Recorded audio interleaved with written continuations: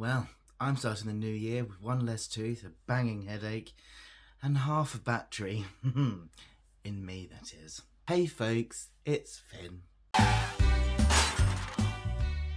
Welcome back, lovely people. It is lovely to see you, and if you're tuning in for the very first time, then a massive welcome. It is lovely to see you for the very first time, and I hope it's the very first time of many times. So happy new year, everyone. It's 2024. Doesn't that sound very space age? Probably not if you're young. It does to me. I am 50 next month, and I can remember, I sound like a granddad now.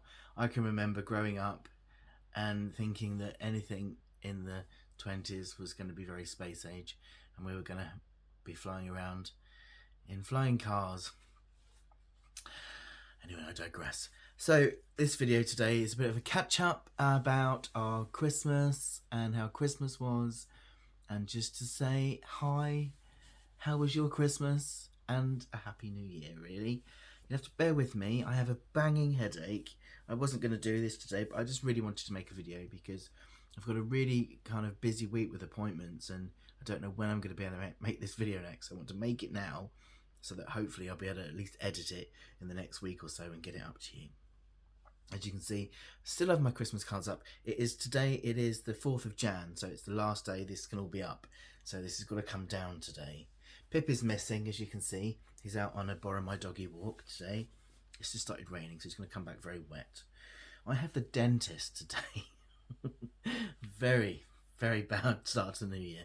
I had a bridge fitted, probably remember, about 3 months ago. And it started swelling up just before Christmas, like all around where the bridge was, and there was no reason why. They x-rayed it. It was nothing there, no reason why. Couldn't explain it, so they put me on antibiotics. Didn't work. Second antibiotics didn't work, and then over Christmas it got wobbly, and it got wobblier and wobblier, and then eventually fell out. And couldn't work out why a bridge would be falling out because it's cemented in. The tooth is actually broken, so I have half a tooth left in my mouth and half a tooth inside the bridge that's fallen out. So it's no longer painful. The tooth is half in there, so I've got to go to the dentist today. So that's why I'm also making this today, because I'm probably going to be in no fit state to make a video after this for quite some time. So yeah, so at least while I'm convalescing I can maybe do some light editing. So yeah, nothing's changed from me. I'm still having random stuff. I'm randomly having teeth fall out of my head now. So yeah, there's Finn's life for you. But on to some positive news. We have had the best Christmas ever. Honestly, we stayed in this lovely little cabin I told you about. So it was on the edge of Exmoor, in a little village called, I've forgotten already. Oh, I always do this, don't I? Anyway, I'll write it here when I remember it. But it was on the edge of Exmoor, so little tiny village, peaceful, quiet. You didn't hear a thing outside. It was lovely. 1 bedroom, really well equipped, so everything you need. We had 4 nights in there. We booked this in January 2023, so we've had the entire year. We don't get each other presents, so this is what we do instead. This is what we decided to do instead. Now, we did this because neither of us really are great fans of Christmas, as you know. And we had Morocco was the last time we went away for Christmas when Mum died, and that was so good. And then last year we went to Chris's family, and it was just difficult. It was just a really, really difficult year for Chris, and you know, it's just difficult, isn't it? And we just wanted this year to just be us, and it was just fabulous. It really was. Obviously, it was the first year with us with Pip as well, and our little family. And you know, the conclusion I came to at the end of it was why it had been so magical was because I've been talking for ages. We've kind of talked on here as well. Lots of people have kind of shared their own problems with Christmas and how they've come to peace with it, because my big problem with it is it's always had very difficult memories for me growing up with a broken family, and then like losing my dad, losing my mum, being estranged from family, being LGBT. It's just like loaded with emotional stuff that's always been problematic. And lots of people have wisely kind of said about making my own routines and rituals around Christmas, and that's what me and Chris have been trying to do. And what I loved about Morocco was being away for Christmas, and that Morocco was so un-Christmassy. It was perfect. I didn't want to be reminded about it with Mum, because me and Mum had some rituals at Christmas about going to the pantomime and things like that, and I wanted to be completely removed from all of Christmas. But what this Christmas away was different was that we weren't escaping Christmas. It wasn't about avoidance. It was just about me and Chris and Pip doing Christmas our way. And that's actually what made it magical, because we actually were embracing Christmas still and not avoiding it, but doing it our way. So, we ate when we want.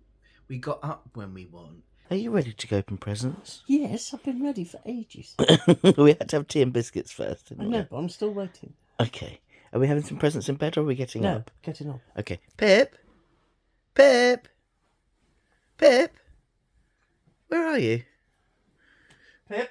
Where has he gone? Hello! There he is! Here we go! Yay! We had Christmas in our pyjamas, even though they were Christmas themed. We had Christmas... Well, yeah, we both had Santa pants. I had Santa pants. Chris had Santa pants. And we had Christmas T-shirts. Lynn Morris, one of our long-standing Friends of Finn members and a friend of ours that we've got to know over the years and we met up with last year, got us a sheep-themed Christmas T-shirt each, so we wore that for Christmas Day. They were lovely, thank you, Lynn.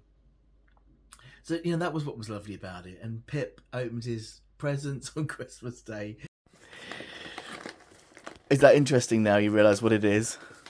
It's like, I want some of this food now. Santa, food, food, Santa, Santa, food, food, Santa. And he was just, oh my goodness, he did not stop. Because it was a bungalow all on one level. I mean, this house is tiny. This is our front room that you see behind us. This is it. This is it. And then we got a tiny kitchen. And then we got the stairs upstairs to like really two small rooms. Well, there's one room and then there's a box room. This is such a small house. So Pip really only has the run of the lounge because he's not allowed into the hallway and the kitchen because he just finds the bin and wrecks it. We let him go upstairs into the upstairs hallway, which is a tiny hallway, but not into the bedroom because he'll rag the cushions.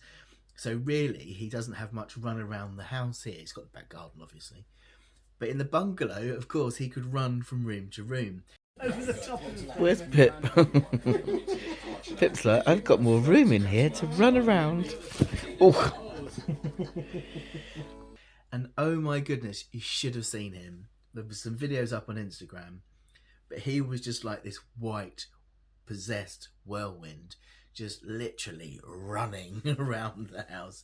It was really dog friendly. This is why we chose it, because she said it was fine to have dogs on furniture and dogs on bed.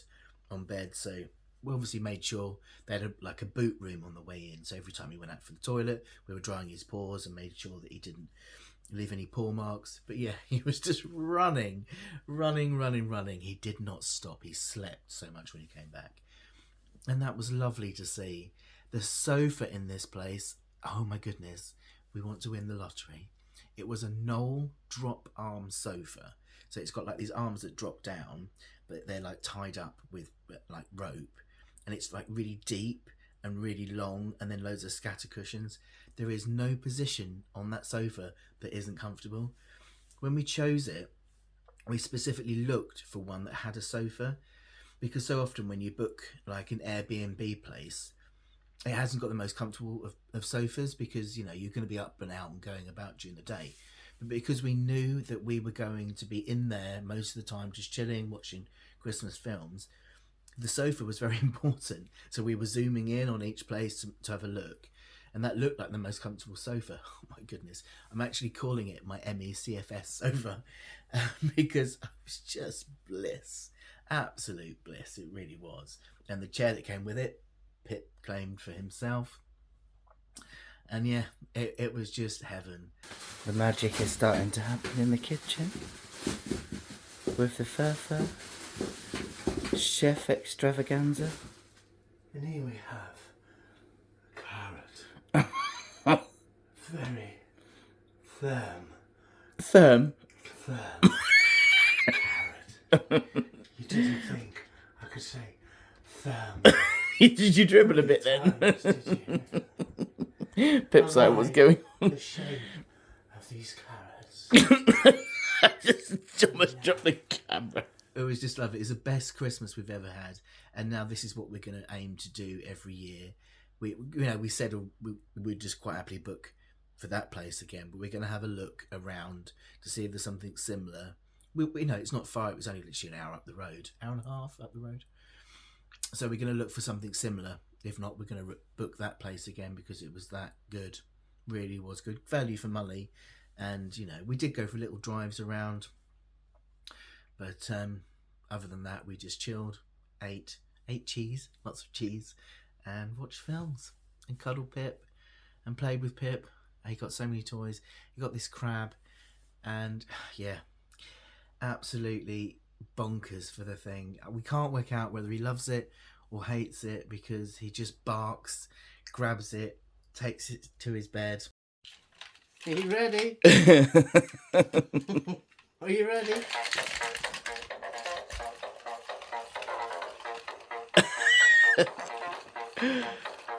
This is from Lynn Morris and gang. What is that, Pip?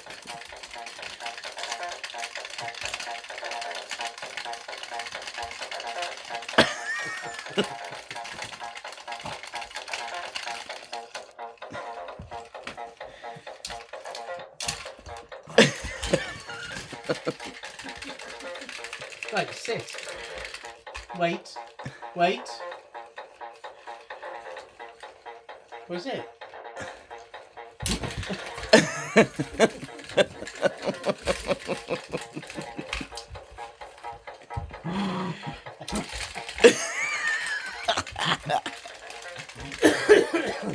Oh, it's brilliant.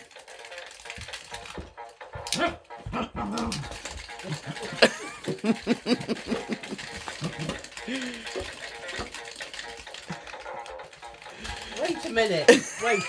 Wait. Go. Get it. Yes, he goes nuts for it.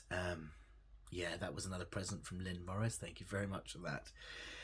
And yeah, he's just had the time of his life, and so have we. So best decision we ever made. All of these little clips I've just shown you, by the way, are part of a behind the scenes video for our Friends of Finn members, which I'm in the process of finishing off now. It should be finished by the time you see this video. So Friends of Finn members, do look out for that. If you're not a Friends of Finn member and you'd like to be, it's very affordable, and I will link you up to how you can become a member if you would like to do that and see loads more behind the scenes video. I've got tons on a playlist on our Friends of Finn club, both on Discord, on Ko-fi, and on YouTube, Friends of Finn. So yeah, that was our Christmas. Really lovely, absolutely lovely. Really can't say enough how lovely it was to, for the first time, not feel like I was avoiding Christmas. Absolutely embracing it and loving it. And I still miss Mum, and I still miss Dad, and I still I don't. Well, I don't know. I think because for the first time I have my own family, even if it's fur, it's my family.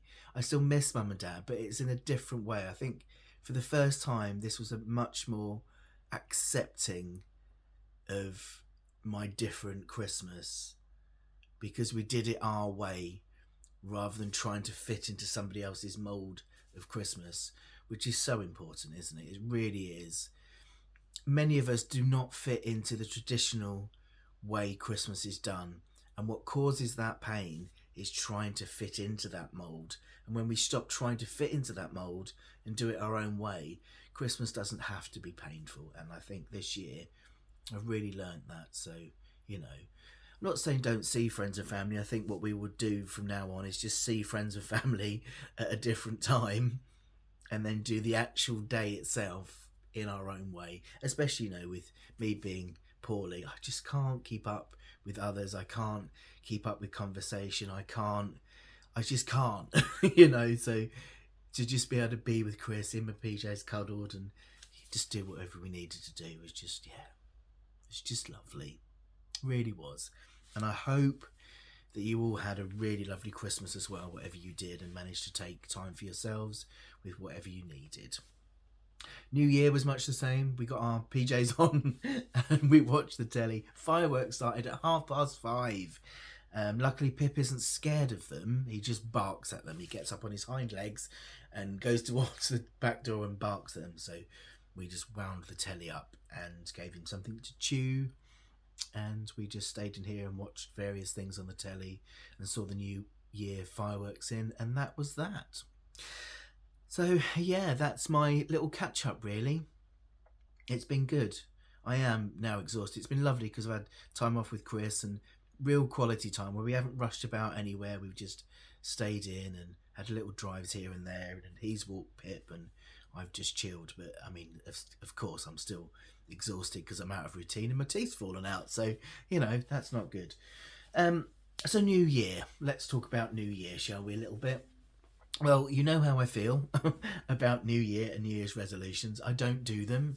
I'm not a fan. I never have been, really. And the reason for that really is that New Year is the worst time in the world to be setting yourselves resolutions, goals and things like that. It's a really stressful time where, people are rushing around. And the last thing you want to be doing is setting yourself hard and fast goals right now. Give yourself a break. That's the first reason I don't set them. The second reason is that, generally, hard goals, are often not helpful because we change so much as human beings over time. And when you have very hard goals, they don't allow for how we change. And so you can be too future focused and not adapt to how you are. I'm much more kind of lean towards aims and intentions and make them kind of more shorter so that you can then adapt as you change, as you kind of meet shorter goals. And the third reason I don't do kind of goals is because when you have chronic illness, ME, CFS, POTS, all these things, when you have mental health challenges, when you are transgender, you already have loads of stuff to deal with anyway. So trying to give yourself extra stuff to do is a lot. And I think when we manage these conditions and challenges in our lives, we already put a ton of pressure on ourselves anyway.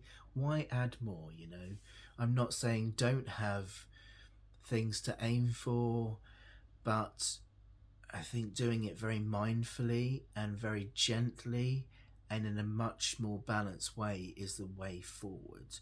And I will talk about this, but I think I want to talk about it in another separate video about kind of some of my aims and intentions for the year. But I'm basing mine a lot more around feelings this year, the ways I want to feel, rather than what I want to kind of achieve as such, because I'm very realistic that achieving right now isn't where it's at because of how poorly I am. I'm not in an achieving space, but I do have some intentions for the year. But what I want to say is I found this really great quote that I thought I bookmarked on Insta. I can't find it, but it said something along the lines of, this time of year, there's loads of posts about what people achieved in 2023. And it can be, and then lots of posts about what people are going to achieve in 2024. And it can be quite triggering if you are someone with ME, CFS, chronic illness, mental health challenges, and being trans, and you feel like you've not managed to do anything in 2023, and now you feel pressured that you've got to do all this stuff in 2024. And for goodness sake, if all you've managed to do in 2023 is get through it, then oh my goodness, that's a lot. Getting through a year when you manage so much is a massive achievement that you shouldn't belittle. I myself are really trying to remind myself of that on a daily basis. There are some amazing things I've achieved this year. Hello, I was on Channel 4 getting my penis out. I mean, that's a pretty good achievement, isn't it? If you like that kind of thing. But joking aside, my biggest achievement this year really is getting through it. It's been really, really, really, really tough.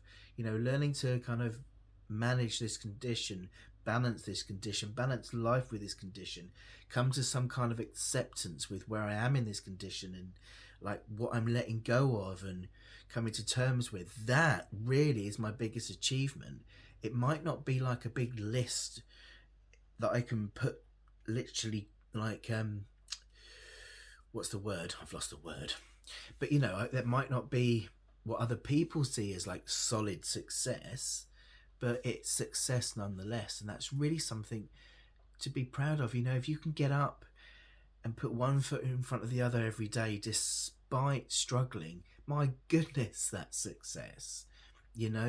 And if you're stepping into 2024 with that mindset that this is really hard, but I'm going to do more of the same, I'm going to keep putting one foot in front of the other, I'm going to keep working on acceptance, I'm going to keep working on like just looking after myself around what's going on. That's amazing. We need to all remind ourselves and each other, if we've got friends going through various things as well, of that exact same thing. So that's all I want to say on New Year for now. But I'm going to make another video about kind of how I'm thinking about the shape of the year ahead. Right, I will leave it as that for now. Thank you so much for checking in with me in the new year. Big love to you all. Take good care of yourselves, and I will see you soon. Love you loads. Bye bye.